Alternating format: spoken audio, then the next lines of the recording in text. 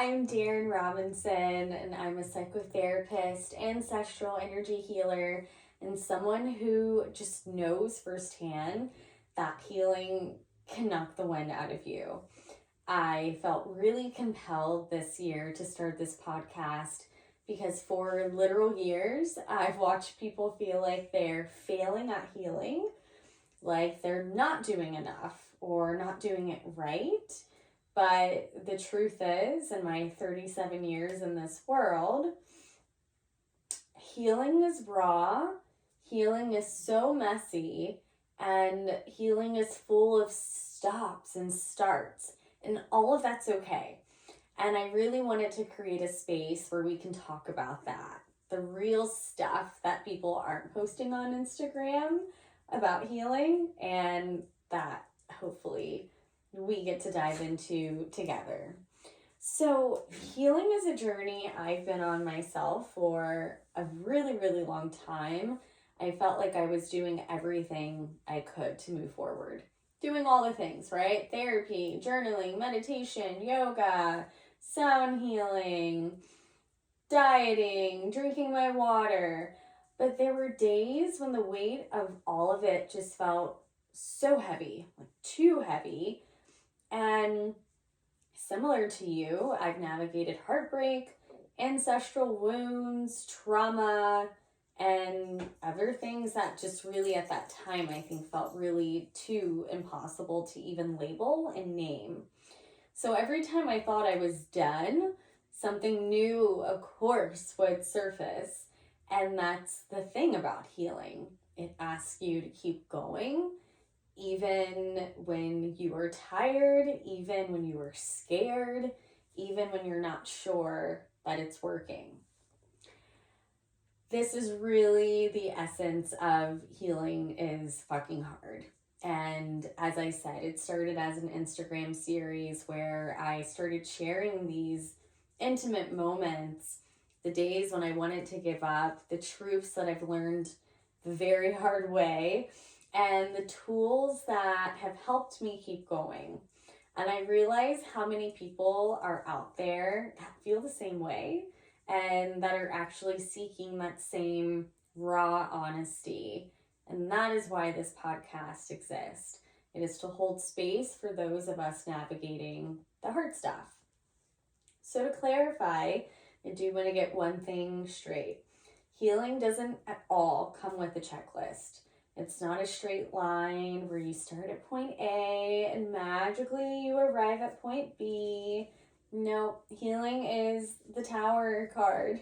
It is falling apart. It's putting yourself back together over and over and over again. I tell my clients all the time that healing is so messy and it's uncomfortable, and sometimes it feels like you're moving backward. But this is what I've learned. It's in those super messy moments, especially that moment when you want to give up. And we all know what I'm talking about when I say when you want to give up, when you are done, that is really when the magic happens. So healing isn't about fixing yourself. It's really about coming home and arriving to yourself. It's about learning to hold your pain without letting it define you. And yes, it's hard. I'm not going to sugarcoat that. I've never sugarcoated that to anyone. Healing will challenge everything that you thought you knew about yourself, but it's also worth it because every step you take brings you closer to the version of you that you are meant to be. So going back to my posts that I've been doing on Instagram, the very first post that I wrote was, healing is wondering why no one ever made a band-aid for heartbreak, or for when your mind feels too heavy, or for the scars that trauma leaves behind. And I think when I wrote that post, I was actually in a very visual place then. I think when I started with the concept of healing being difficult, I was very much inspired by one of my favorite books in the world that my mentor, Dr. Lopez. She is a queen, an amazing psychologist, and supervised me to get me to the point of licensure. And she is just an integral part of who I am in this world. And she gifted me a book, The Boy, the Mole, the Fox, and the Horse. And it's very much kind of a book that maybe some of us would think to be a children's book, but it is meant for anyone. It doesn't, I think the author even says whether you're 8 or 88, this book is meant for you. And the book doesn't have a lot of text. The illustrator and author is also an artist, so does a lot of beautiful watercolor, and there's a lot of awesome juxtaposition that happens in the book with what is said, and then maybe like that beautiful page and that imagery that's on there. So when I was thinking about healing being hard, my head was in a place quite visual, where I was thinking about those more abstract concepts of, what would it look like for someone to go to the grocery store or to the apothecary or their local pharmacy looking for something to heal them that's not there because it's not on the market. And I think that many times we've all kind of wished that there was this manual for heartbreak, or this simple cure for emotional heaviness, a remedy for the scars that trauma leaves behind. And that's what this episode is about. And really what I'm trying to emphasize is that healing isn't something that you slap a Band-Aid on. So that's also the irony of it, right? It's like, hey, why didn't anyone think to manufacture something like this? But it's because you can't, it's impossible. It's something you grow through piece by piece. It's not something that you just slap on and then, we wait 6 to 8 weeks for that healing process. So now I kind of want to dig into what I find to be problematic and why we struggle with unseen pain. And I talk about this a lot, especially in my therapy practice, because sometimes I get people that come in and maybe their parents aren't I work with a lot of kids and adolescents and teenagers, so I might get someone who is very, to me, visibly struggling with depression or an extreme form of anxiety, and the parents feel that it's manufactured and that they are making it all up.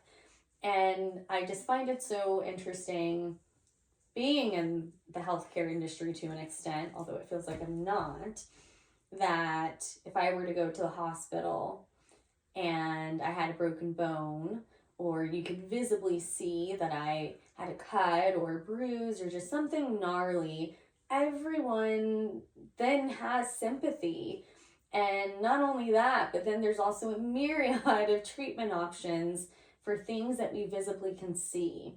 But emotional wounds, the mental wounds, anything that's invisible, it's like we lose this sense of empathy, and then it becomes a very difficult process where we go through this isolating process alone because it's invisible. And because it's invisible, it's often dismissed, ignored, or invalidated. And just because you can't see the pain, it doesn't mean that that pain's not there. And I really think that this is something that has gravitated me to being a healer, because at a very young age, I understood that I was carrying shit. And for many reasons, but I knew at a very young age that the world wasn't necessarily a safe space, and that we were really forced to just compartmentalize and mask and go through things that are uncomfortable. And I know that's not everyone's story, but that's certainly something that stands out to me when I think about my childhood. And even like moving away from childhood and adolescence, for most of my life as an adult, I've carried wounds that no one could see. and I have a chronic pain condition. I was diagnosed with fibromyalgia a couple years ago, but of course struggled with it way years before, but no doctor took it seriously. I would be told, we don't understand why women have phantom pain. It was dismissed. So my chronic pain, my depression, being diagnosed with PTSD after being sexually assaulted, these are the kind of things that don't show up on the surface, and especially how I was raised to be resilient. And as a Black woman, knowing what my family went through being from the South, I have the weight of the world on my shoulders of adversity and loss from both sides of my family. And there's a certain place where that's beautiful and that serves you well to be raised that, yeah, life is hard and the show must go on. But there's also an aspect of the weight that carries on you, and then how it can feel very impossible to dismantle what is truly creating more ruptures in your wounds, because there's no cast to wear for a broken heart. There's nothing I can put on when I'm having a very awful flare up in fibromyalgia. There's no stitches for your soul when it's been torn apart. And because there's nothing physical to point to, people around you don't always understand what you're going through. And I know from firsthand experience, if I am around certain people and I happen to share that I'm in a lot of pain that day, I'm sometimes met with silence. And because of that, I've learned I don't really tell people. And my amazing mentor, who I've mentioned, who I still have the opportunity to see quite often because we are suite mates, I saw her last week and she looked into my eyes and said, I can tell you're in pain. I can see it in your eyes. And then I said, oh my gosh, like, do you think my clients will be able to? And, she assured me, no, I don't think so. But because I know you so well, I know what's going on behind that. But a lot of people don't have that skill and that emotional intelligence and that empathy to be able to look at you and actually understand the unseen. So that's a gift. But other people in my life, I'm sometimes met with silence. I've been told, yeah, I know you're in pain, but maybe you don't tell people that. Maybe you don't. And I understand both sides. But I think what is really important is really holding space for the people that are going through silent battles, and just gaining that sensitivity that we don't know what other people are going through. And especially for someone like me with fibromyalgia, as I'm speaking right now, I am in the midst of one of the worst flare-ups I've had on my entire right side of my body, where it is so difficult to move, and I'm doing all the things, all the movement, hot baths, magnesium, Epsom salt, getting my rest, and still struggling, just truly struggling. But if I'm out and about, you're going to see me moving, and you're going to see me smiling and saying hi to the people around me. So I know how that can also be quite confusing for people. And I will go into more interesting stories about the unseen part of pain in future segments. But, I think just to kind of wrap this part up, when I think about people that are struggling with depression or chronic pain or any of those silent battles at the same time, I often hear clients say things to me like, oh, well, I'm feeling, whether it's suicidal or feeling as if they're losing so much hope, but maybe someone saying to them, well, you look fine, or you just need to get out more. And I think those moments, and I've heard those same things too. And many times no one is wrong by saying, get outside and do something, but it's taking away that painful moment and that present moment, right? So the thing about emotional mental wounds is we don't need proof for it to be real, and they don't need to be visible to be valid. And that is where I want to leave the unseen part of pain.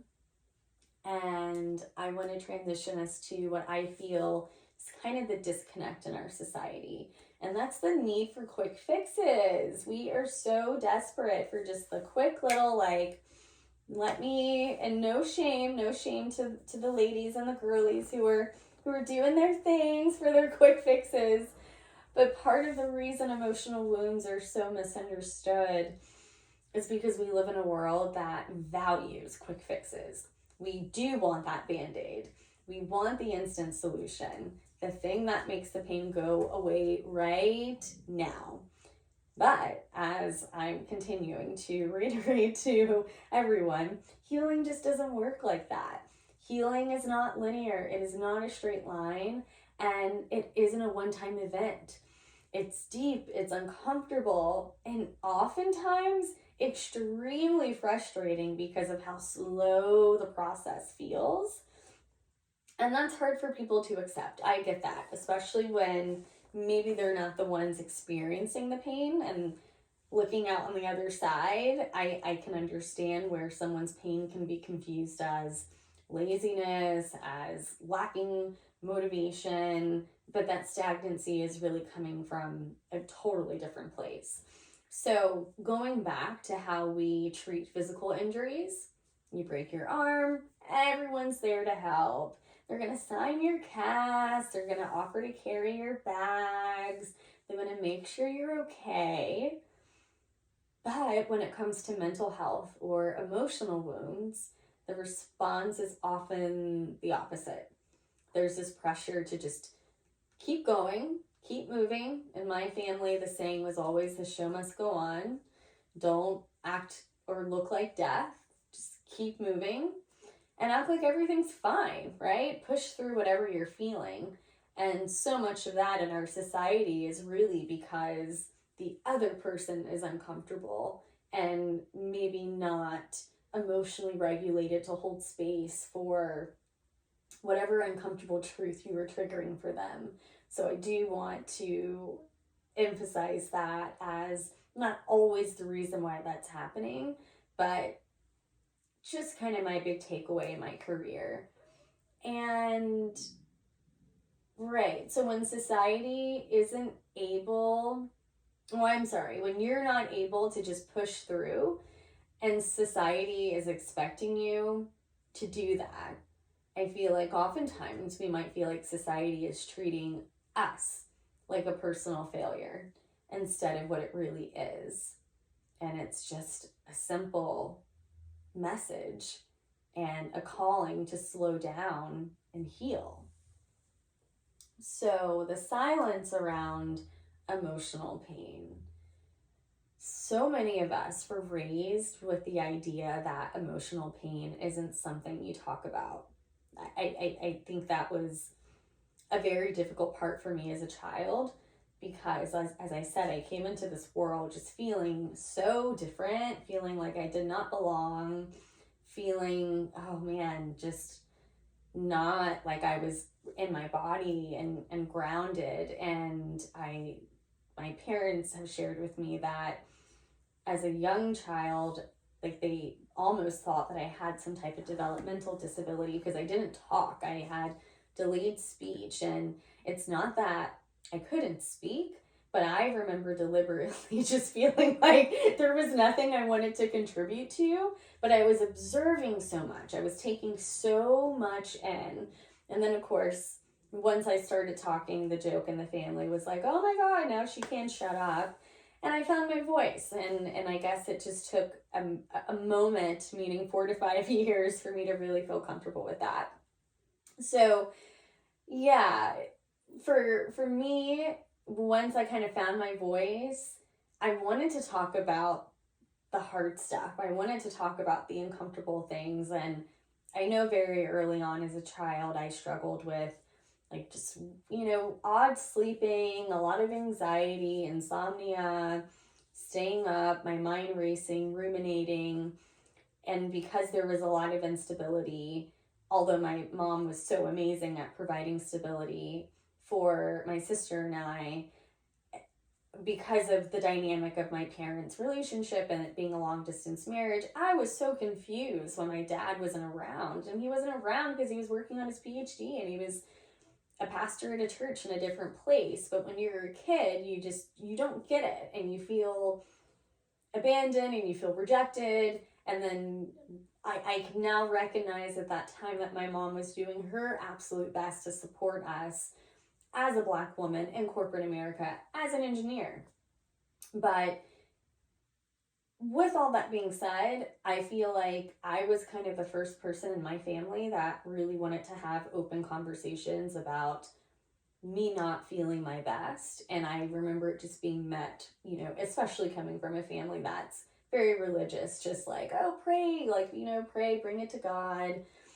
And that just not working for me. It does now in a different way because I'm a very spiritual person, but in that moment it felt very, very dismissed. So going back to how some of us are maybe raised to compartmentalize the hard stuff, and if we were told, if you're hurting, just keep it to yourself, no one wants to know, smile through it, pretend it doesn't exist, just keep going, that keep moving hustle mentality. And it's everywhere. It's in families, it's in workplaces, it's in relationships. We are taught that vulnerability is weakness and that showing emotion makes us a burden, right? And I've carried that silence for years until I couldn't anymore. And there have been many times in my life where there was this pattern where I could not. And that meant me needing to take a leave of absence from work with a team of therapists and psychiatrists to figure out what the hell was going on with me. And I've had many chapters in my life where things have just been bad. I mean, without question, they have been hard, and where I've wanted to give up, and where I've struggled with suicidal ideation and not wanting to be in this world. So with my PTSD, I think I told myself very early on that no one would understand anyway, so why bother sharing? And I even felt that way in the sense of going to therapy, because therapy is amazing. I'm a therapist and I'm an advocate for it. I unfortunately just don't think I had the best support for the trauma that I was going through, because I worked with therapists that would bring their trauma into it. And as a therapist, I'm quite relational, and I do pull into my life, and I work with a lot of kids who love to hear, have you ever also, been depressed? And part of that dynamic is how much I can open up and bring myself into the room. But not every client wants to hear your shit. It's their time, right? So I think going through complex trauma and working with someone who then goes, I know exactly what you mean. I literally had this happen with the therapist. And she goes, I know exactly what you're talking about. And it was the first time that I worked with a therapist after my assault. So we're talking, I think it took me 2 years to finally find a therapist. I mean, this is my whole process. Healing is hard. And I was in grad school at the time on my way to become a therapist, and it still took me so much time to get there. But after I shared my entire story, which is really, really traumatic and very, very violent, I don't like talking about it, and I shared my story, and at the end, she said to me, I know exactly what you're talking about. When I was living in LA, I was getting out of my car, and a man was there, and he scared me, and I screamed so loud. And in that moment, I felt so powerful. This had nothing to do with my experience. Nothing to do with my experience. And I loved that whatever I shared with her reminded her of something. And I think probably what it triggered for her was just a moment where she felt powerless, but very different. A man scared her. She wasn't violated. She got to her apartment safely. That's not what happened to me. So I think there's also moments of sharing your story even in safe spaces, not being safe spaces. So I think that created a deeper narrative for me about why bother sharing, especially around my depression. I really convinced myself that no one cares to hear about it. No one cares about how sad I am. And particularly with my chronic pain, I can't even say past tense. I'm deeply afraid of being seen as dramatic or attention seeking. So sometimes I stay quiet. And I'm not proud of that because I know that silence doesn't heal wounds. It does just bury them deeper, which is bringing me to breaking the cycle. So my truth right now is that emotional wounds deserve just as much care and compassion as physical wounds. And I would even argue maybe even more because they're harder to see and they're harder to heal. And I know this with the work that I do and working with clients for 6 years and a trauma being unlocked 6 years later and working so deeply with that person. And then whoa, what the body can do to hide and protect itself is crazy powerful, beyond powerful. So yeah, it can be very, very, very sneaky the way that trauma can resurface. So if you're carrying wounds that no one else can see, I want you to know this. You do not at all have to keep them hidden. You do not have to move in silence. Your pain is real, it is valid, and you deserve all the time and space to heal, even if it makes other people uncomfortable. Going back to what I was talking about before. So healing is not about quick fixes. It is about showing up for yourself over and over and over again, no matter how invisible the pain might be to others. And every time you do that, you are honoring your wounds and you're proving to yourself that you were so worthy of your healing. I now want to shift over to why I think healing feels so hard. And I'm gonna go into a couple of different sections here. So first, emotional wounds are layers. And emotional wounds aren't one and done. They're like layers, and they're tied to memories and our patterns and subconscious beliefs that have been with you for years and decades. And then you bring on the generational aspect of what your mother has bestowed upon you from her DNA. So you can't rush through them because healing isn't about fixing something that's broken. It's about peeling back the layers to understand what's underneath. So for example, if you're struggling with trust issues and relationships, it's not just about that one person who hurt you. It's also about the messages you've received as a child, the dynamics you witnessed growing up, and the ways you've learned to protect yourself. Each layer you uncover brings you closer to healing, but you have to be patient enough to let those layers reveal themselves. Second thing I want to say to this, and why you can't skip it, and I want to be so raw and honest right now. No one wants to sit with their pain. No one wants to be uncomfortable. It is human nature to want to avoid it. And it's human nature to distract yourself, to push it down, and just pray that it will go away on its own. But the truth is, you just can't. You can't skip the hard parts of healing. And if you try to bury your pain, it will find a way to resurface. It might show up in your body as chronic pain, illness, some form of dis-ease, right? So it might show up in your relationships where old wounds create new patterns of dysfunction. Or it might show up as burnout. And take this for me, burnout is something that has hit me several times in my career, like I've already mentioned, where I've had to literally leave and take a leave of absence from where I was working. And that type of overwhelming exhaustion from carrying pain that you've not allowed yourself to process is so damaging and so painful. So I know all of this because I have been there.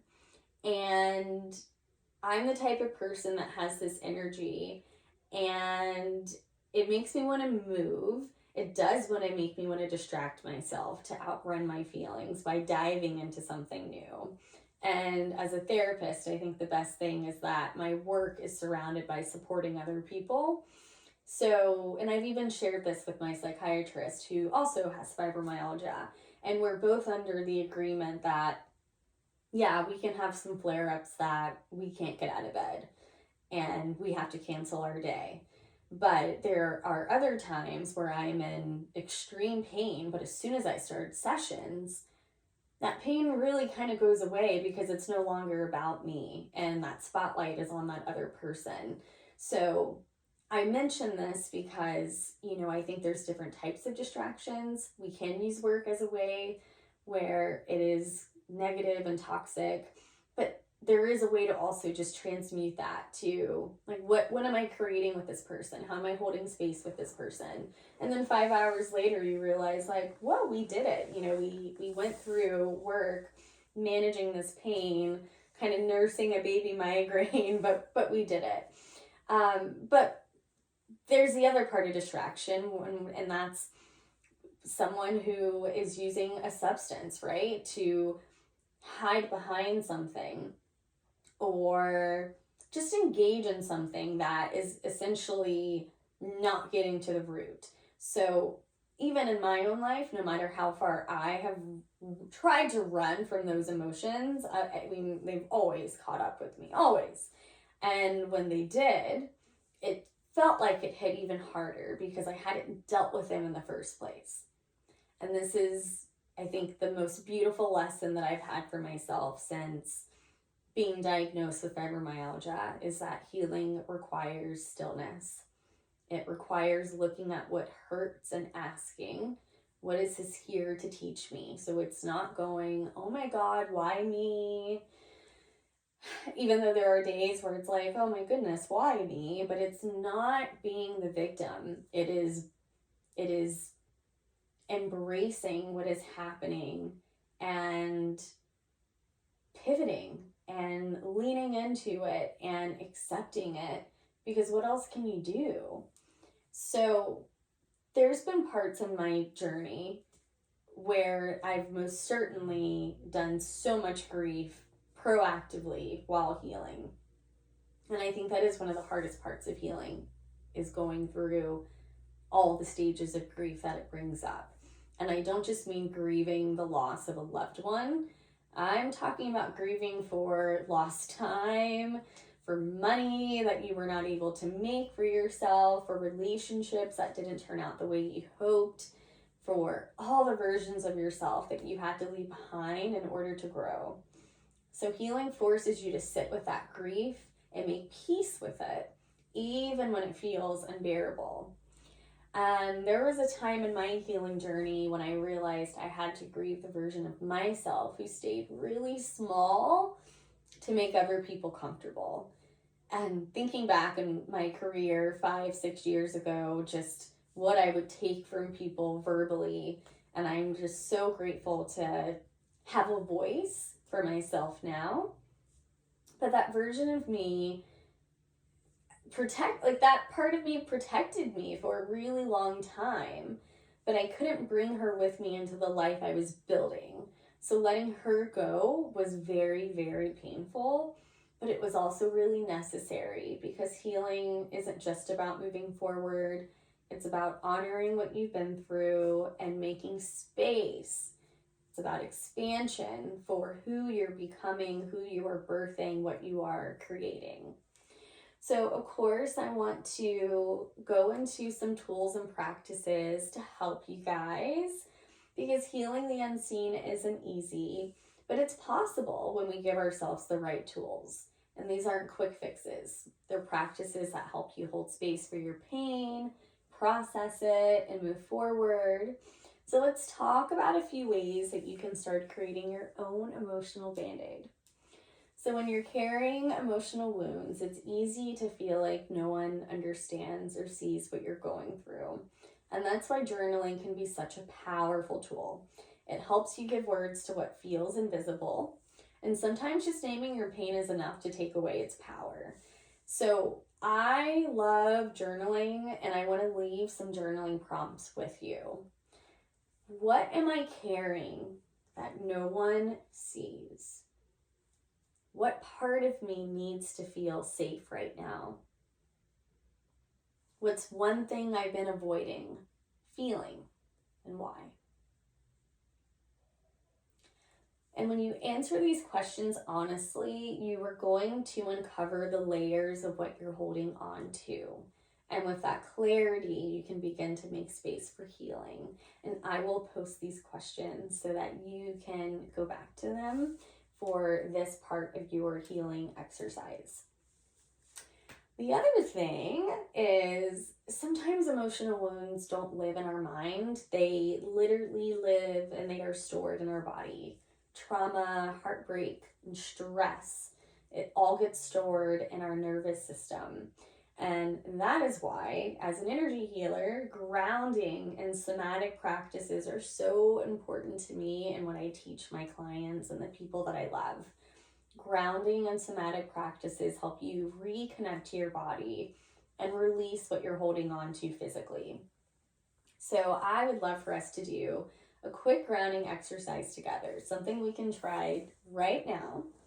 Place one hand over your heart and the other over your stomach, our heart chakra and our solar plexus sacral. Take a deep breath in. And as you exhale, say, I am safe to feel this. And let's do that again. Release. I am safe to feel this. And if you need to do this a few times, slowly, just keep doing it and notice what comes up for yourself. This is a really simple act of grounding, but it's telling your body that it's okay to process whatever emotions are present. And with that beautiful aspect of your hand on your heart and on your stomach, it is creating that gorgeous connectivity where you are truly connected with your vital force in your body. You guys all know that I love breath work so much for release. So I'm always going to encourage breath work as a powerful tool. I love the 4-7-8 technique where you inhale for 4 seconds, hold for 7, and then exhale for 8. And this helps calm your nervous system and create space for healing to happen.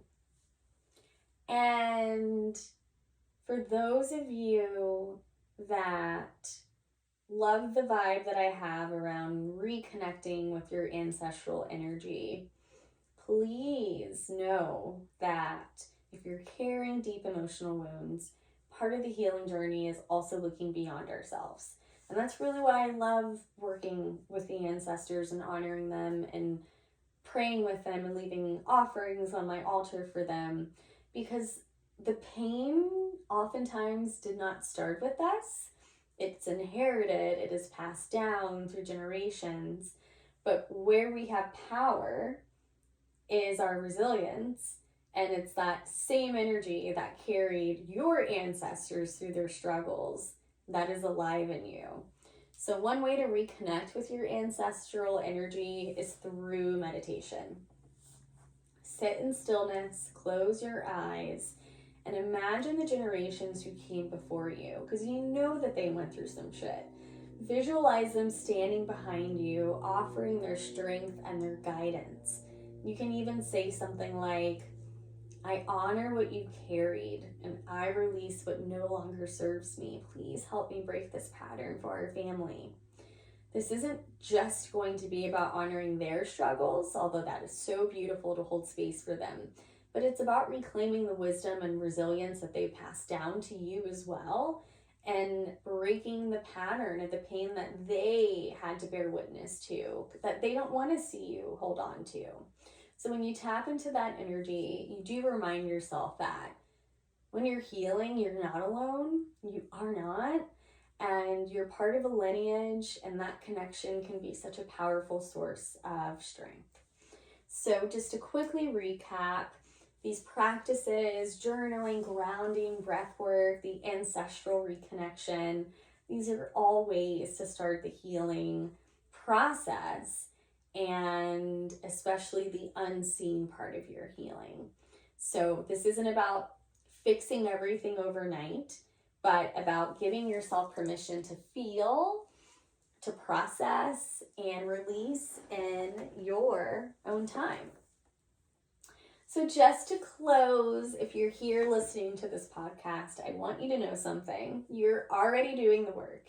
Even on the days when it feels like nothing is changing, even when it feels like you're stuck, the fact that you're here choosing to face your pain and keep going means you're already healing. So here's what you can expect from this podcast. Each week we'll dive into different aspects of healing, whether that's going to be shadow work, boundaries, trauma, manifestation, or just learning to sit with your feelings. I promise you we're going to keep it super honest, real, authentic, and raw, because that's the only way healing works. If this episode resonated with you, please subscribe and share it with someone who needs it. Please feel free to DM me on Instagram. My handle is my name at Darren K. Robinson, and I'm here to answer your biggest healing questions. I'd love to feature them in future episodes, so please reach out. Remember, healing is fucking hard, but you're doing it, and I'm so proud of you. Until next time, take care of yourself. You deserve it.